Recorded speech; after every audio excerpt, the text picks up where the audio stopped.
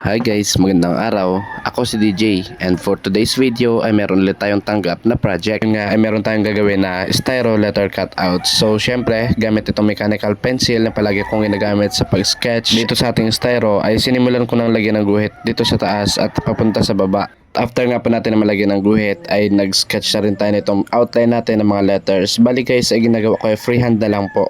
Medyo matagal at magiging visible kasi yung mga lines kapag marami yung mga guhit-guhit dito kapag hindi natin siya ginawang freehand. Gamitin nga po pala ito guys sa birthday kaya wala namang problema kapag ganito yung font style na ginawa natin. Request nga guys ni client na pink yung ating font color. Kaya sa parting ito ay gumagawa na ako ng kulay pink. Inuna ko nga pa pala yung white tsaka natin dinagdagan ng red. Hinalo at dinagdagan ulit hanggang makuha natin yung desired na pink na gusto natin. Para magmukhang simple at madali lang pong gawin ay ito na po pabibilisin na natin guys. Share ko lang guys, bago ko nga rin pala matutunan yung pag ganitong styro letter cutout ay marami rin ako mga errors na nagawa. Kasi nakakapanood nga rin ako sa online ng mga gumagawa ng mga styro lettering at kalakon dati ganun lang kadali. Mangguhit-guhit lang, lapat lang ng pintura, yun pala may mga dapat i-consider din sa paggagawa ng ganito. So along the way habang ginagawa ko yung mga ganito at maraming beses ko na rin inulit-ulit na pag-lettering sa styro ay nakukuha ko na rin kung paano yung tamang process. Although hindi naman ganun ka-perfect pero nakikita ko yung improvement. Sa part na ito guys ay naglagay pa nga po pala ako ng dark shade naman na pink para magkaroon siya ng gradient. Then nilagyan ko siya ng shadow. Inabot na nga po pala ako dito guys ng dilim dahil